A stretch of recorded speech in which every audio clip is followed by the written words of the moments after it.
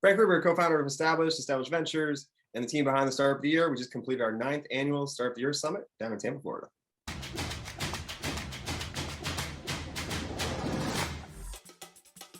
Nice. Dude, 9th Startup of the Year. Tell me a little bit about what was different about this one from previous years. Well, it's in person. We didn't do in person last year. We were all living virtually, and so this year was different in that we were back together. It had been 833 days, something like that. 833 days, 14 hours, and 15 minutes, something like that, for when we actually got back into an event together. So it was unique in that respect. Some of the muscle memory was, some was there, but some was a little bit like needed a little more, working out to get back into what we're supposed to be doing in person. But it all went off well. So. Well, man, the energy was awesome. I was so grateful to be a part of some of it. And obviously, I know a ton of logistics go into making that safe, making it easy for people to participate and, be at ease or as at ease as possible. Right. And you could just feel how excited people were to be back in person, having conversations, talking about their startup, wearing startup swag. And the energy was just off the charts. So I commend you and your whole team for everything you put into that. It was an amazing experience. Thank you. Thank you very much. Yeah, we felt it too. There's just magic that happens when you're back in person. You can't explain it. You try to do it all virtually. You try to do all the mentoring, matchmaking, all that stuff happening behind the scenes. And while you can make those connections, there's just something about being in person, reading signs, feeling the energy, all that. Well, and you had startups from all over the place, not just Silicon Valley, which is what a lot of people maybe associate with startups. Tell me a little bit about this crop of startups for Startup of the Year. Absolutely. And this year is different in that, we're still, recruiting companies to come out to an event during a pandemic. So that is a different kind of experience than we've ever had before. And so a little harder ask, obviously, for a number of reasons, right? We did everything we could to make it as safe as possible, but at the end of the day, people still had some reservations in some cases. So we oversubscribed. We usually get 100 companies down there, our top companies from the year. We get thousands that apply and then ultimately vet it down. And this year we ended up with semifinalists. I think ultimately we ended up with like 80 something companies that actually did the trip from 21 states. But we had already invited 100 and something, right? So it took that. So that's different in itself from this year to previous years where, we don't have to do that, right? People didn't have to worry about, weren't worried about pandemics and all that kind of stuff. So that was different, but ultimately the ones that were there obviously had an amazing, experience and from the feedback we're hearing anyway. And so they were really in it. So, ultimately they were about 51% or so 54% were all were either minority or female led as well. So that's kind of interesting. So 21 states, good geography, not the best geography we've ever had, but still pretty solid. And then, 50 something percent were female or minority led. I think about 8% were veteran led. So try to figure out like those, kind of try to find companies all over and obviously from all different types of founders. Well, it's great to hear about the diversity that you have in that community of Startup of the Year. Can you tell me a little bit about what industries you've seen taking off lately? Obviously, pandemic has created some huge market shifts. There are some industries that are really benefiting from that from a standpoint of being able to help people in a time of need, and technology obviously being one of the best tools we can use to affect change and create an impact. Any particular industries you're excited about?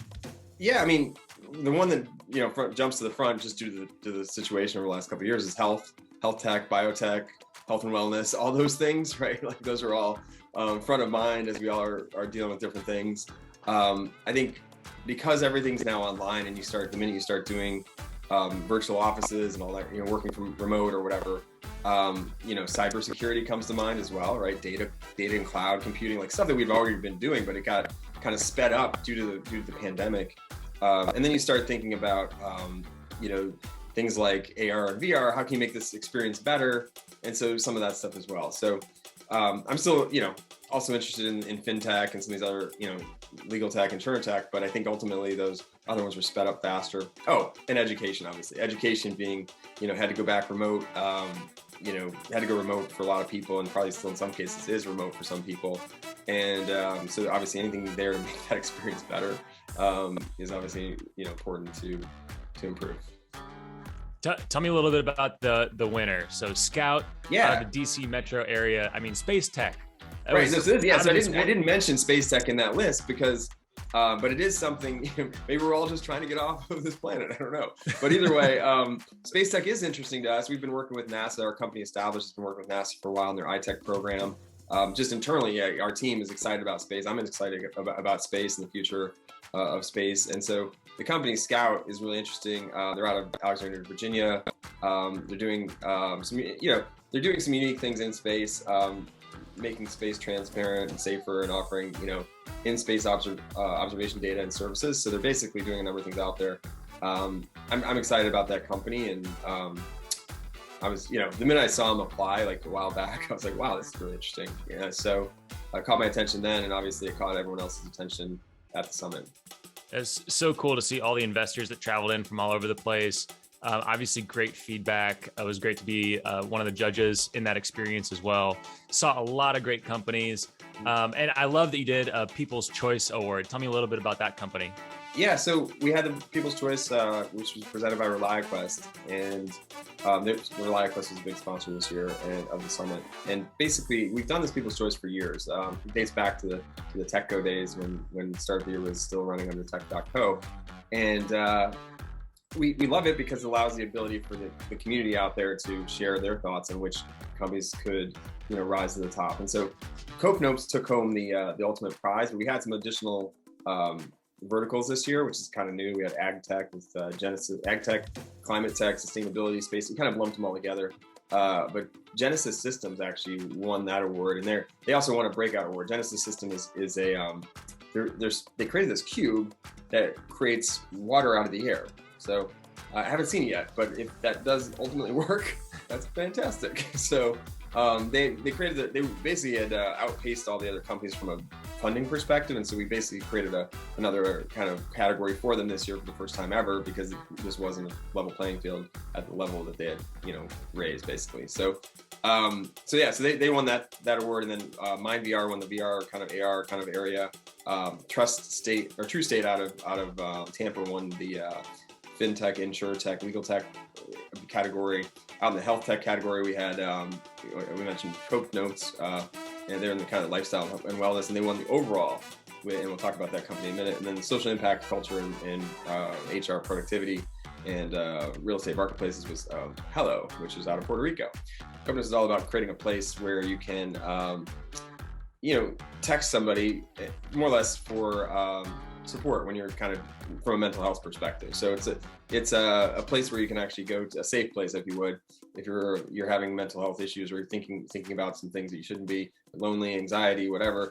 I mean, a lot of that stuff has been brought on by the pandemic, and so we feel like it's a really solid platform to keep your head on straight, healthier thoughts, the whole feeling better about what you're doing and everything. So it's a really simple text-based app, and it allows you to connect with people. So I love it. So cool. Well, and you mentioned that they're based in Tampa. Yep. I know you've hosted Startup of the Year in Memphis, Boston, San Francisco, virtual. Why did you pick Tampa? And just real quick, what's unique about that tech hub? Yeah, we have been in a number of places. Tampa was just interesting. They're a rising city. We've been on the Rise of Rest tour together with Steve Case and Anna Mason and team.